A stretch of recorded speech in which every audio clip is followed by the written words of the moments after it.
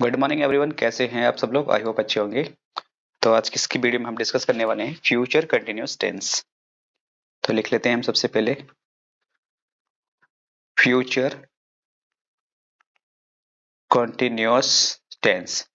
इसकी बेसिक पहचान क्या होती है, इंग्लिश में क्या पहचान है, कैसे पहचानेंगे हम, ये सीखेंगे और इसका ट्रांसलेशन कैसे करते हैं, यहाँ पर ये चीजें हम सीखेंगे। ठीक है, चलिए स्टार्ट करते हैं। सबसे पहले अगर दोस्तों हिंदी में पहचानना है तो आपको देखने के लिए मिलेगा कि रहा होगा, रही होगी, रहे होंगे, सिक्के के वर्ड मिल जाएंगे आपको, देख लीजिए। ठीक है, रहा होगा या रही होगी या रहे होंगे, मतलब जो भी एक्शन हो रहा होगा फ्यूचर में हो रहा होगा, होगा नहीं मतलब हो रहा होगा, फ्यूचर के बारे में बात कर रहे हैं। ठीक है, रहे होंगे, ये तो हिंदी में पहचान सकते हैं हम, लेकिन हिंदी में पहचानना तो हमसे आ गया है, लेकिन इंग्लिश में कैसे पहचानेंगे। तो इंग्लिश से पहचानने के लिए स्ट्रिक्ट से लिखने हैं आपको। देखिए इसमें सब्जेक्ट प्लस उसके बाद यूज करेंगे हम विल या यूज कर लेंगे हम सेल, प्लस उसके बाद वर्ब की, उसके बाद यूज करेंगे हम ये वाला बी, और वर्ब के फर्स्ट फॉर्म में यूज करेंगे हम आईएनजी। उसके बाद हम यूज करेंगे नाउन या प्रोनाउन। क्लियर है। अगर दोस्तों इसी का नेगेटिव बनाना हो तो स्ट्रक्चर नंबर 1 आपको बस याद रखना होता है, उसके बाद बिल्कुल सारे स्ट्रक्चर इजी हो जाते हैं। ठीक है, सब्जेक्ट जब इसमें बिल और सेल आ रहा है इसी के बाद बस नॉट लगाना है और कुछ भी नहीं करना, और सारे स्ट्रक्चर सेम हो जाएंगे। देखिए सबको सेम लिख रहा हूं मैं यहाँ पर। आप चाहें थोड़ा स्पेशल वर्क करके आप ना टाइम भी सेविंग कर सकते हैं अगर मैं इसको छोड़ दूं तो। जैसे मैं बोलूँ आपसे स्ट्रक्चर नंबर 3 लिखना है आपको, तो आप बिल या सेल को स्टार्टिंग में रख देंगे। तो यहाँ पर क्या आ जाएगा, बिल या सेल, इस सब्जेक्ट को इधर कर देंगे, यानी कि सब्जेक्ट, और चीज सब बिल्कुल सेम हो जाएगी। यानी कि ये जो पार्ट बचा है इसका आपको यहाँ पे सेम लिखना है। चलो ये आपके लिए होमवर्क है, आपको यहाँ पे ये बिल्कुल सेम लिख देना है, कुछ नहीं करना, लास्ट में लगा देना है क्वेश्चन मार्क। स्ट्रक्चर नंबर 4 भी मैं आपसे ही बोलूंगा, आपको बस समझना है मैं क्या समझाना चाह रहा हूँ। सबसे पहले क्वेश्चन वर्ड की इंग्लिश आएगी, जो स्ट्रक्चर नंबर 3 है ये वाला, इसको मैंने S3 बोल दिया। चलो स्ट्रक्चर नंबर 3, तो ये सारा स्ट्रक्चर लिखना है जो भी आप यहाँ पे आएगा। ठीक है, तो ये हमने क्या कर लिया, यहाँ पे अपना टाइम बचा लिया है। इस तरीके से अगर ये चीज आपको समझ में आ जाती है तो ठीक है। अब जैसे मैं सेंटेंस बोलता हूँ आपको इसी के बेस पर, लड़कियां गीत गाती रहेंगी। एक सेंटेंस बोल रहा हूँ, उसका हिंदी में ट्रांसलेशन करेंगे इंग्लिश में। लड़कियां गीत गाती रहेंगी, ये सेंटेंस है। तो इसको हम चलो बना लेते हैं, पहले ट्रांसलेशन कर लेते हैं।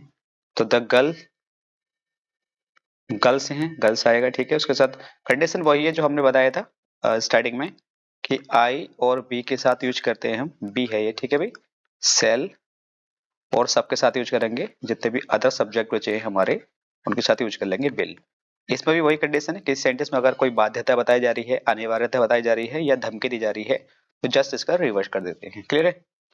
तो यहाँ यूज करेंगे द गर्ल्स।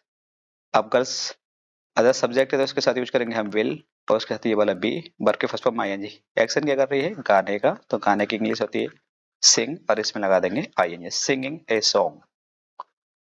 क्लियर है। चलिए अब हम सीख लेते हैं, इसका एक नेगेटिव सेंटेंस बना लेते हैं। चलो अगर मैं यही समझा देता हूँ आपको, अगर सेंटेंस यही होता कि लड़कियां गीत नहीं गा रही होंगी, ठीक है, नहीं गाती रहेंगी या नहीं गा रही होंगी, तो हम क्या करते, बस इसके बाद ही, यानी कि जो हमारा बिल आया है इसी के बाद ही नोट लगा देंगे, will not be sing a song. ठीक है दोस्तों, अगर सेंटेंस यही होता, इससे पहले बस मैं ओनली यहाँ पे क्या लगाया था, क्या लड़कियां गीत गाती रहेंगी, तो शुरू में क्या यूज करते हम, शुरू में यूज कर ले हम बिल। तो बिल, द गर्ल्स, नॉट होता तो सब्जेक्ट की बात लगाए थे, अगर नहीं होता तो नहीं। ठीक है भाई, नहीं गाती रहेंगे तो नॉट लगा देंगे, bill the girls not be, और वर्ब यूज करेंगे सिंग, और उसमें लगा देंगे सिंगिंग ए सॉन्ग। क्लियर है। यहाँ पे लास्ट में क्वेश्चन मार्क, तो ये बन गया इसका इंट्रोगेटिव। अगर जैसे कोई क्वेश्चन वर्ड मैं आपसे बोलना चाहूँ, जैसे सेंटेंस में, इसी सेंटेंस में चेंजेस करके लिख रहा हूँ मैं, आपको समझना है, बस स्ट्रक्चर समझ रहे हैं, और सेंटेंस कुछ भी मिल सकता है, इन स्ट्रक्चर से हम हजारों कितने सेंटेंस बना सकते हैं, अनलिमिटेड। सब्जेक्ट चेंज करते रहो, वर्ब चेंज करते रहो, उसका ऑब्जेक्ट चेंज करते रहो, बस कितने ही सेंटेंस आप बना सकते हैं। ठीक है, जैसे मैं सेंटेंस बोलूं, लड़कियां गीत यहाँ, लड़कियां गीत क्यों आती रहेंगी। एक सेंटेंस बोल रहा हूं मैं, लड़कियां गीत क्यों गाती रहेंगी। ये सेंटेंस बोल दिया है मैंने। आप कुछ भी लिख सकते हैं भाई अपनी तरफ से, कुछ भी, कोई दिक्कत नहीं है। बस आपको पैटर्न समझना है कि सबसे पहले अगर क्वेश्चन वर्ड आ रहा है तो इसकी इंग्लिश क्यों है, तो सबसे पहले क्यों की इंग्लिश आएगी वाई। उसके बाद हेल्पिंग वर्ब यूज करते हैं हम। सब्जेक्ट के अकॉर्डिंग, सब्जेक्ट क्या है, लड़कियां हैं, तो क्या यूज करेंगे, विल। फिर लिखेंगे द गर्ल्स, फिर अगर नॉट होगा तो लगा देंगे, नहीं है तो फिर बी आएगा।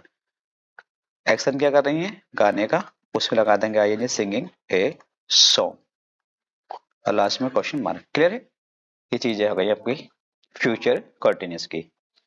तो फ्यूचर कंटिन्यूअस ज्यादा हार्ड नहीं होता है, बस आपको स्ट्रक्चर ध्यान रखने हैं इसके, और इसके सेंटेंस मैंने आपको सिखा दिए हैं, ज्यादा बड़ी वीडियो नहीं है ये। तो बस आपको इसमें पहचानना क्या होता है दोस्तों, पहचानना होता है आपको कि अगर हिंदी में पहचाना है सेंटेंस को, तो हिंदी में आपको ध्यान रखना है जो भी एक्शन है, मतलब फ्यूचर में कर रहा होगा, कंटिन्यू दिखाता है। क्या दिखाता है एक्शन, जो भी कंटिन्यूअस टेंस होते हैं वो कंटिन्यू होता है, मतलब जो भी एक्शन है वो कंप्लीट नहीं होता है। ठीक है, और इसमें हिंदी में पहचानना है तो रहा होगा, रही होगी, ये मैंने आपको लिखा ही दिया है।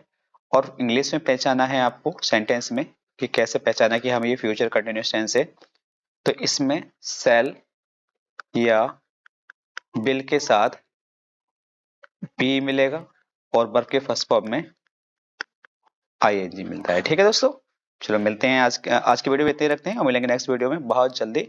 और आपके टेस्ट बहुत जल्दी कवर होने वाले हैं सारे के सारे, फिर हम इसकी प्रैक्टिस कर लेंगे मोर देन कि एग्जाम में कैसे क्वेश्चन पूछे जाते हैं। ठीक है दोस्तों, चलिए हैव अ नाइस डे।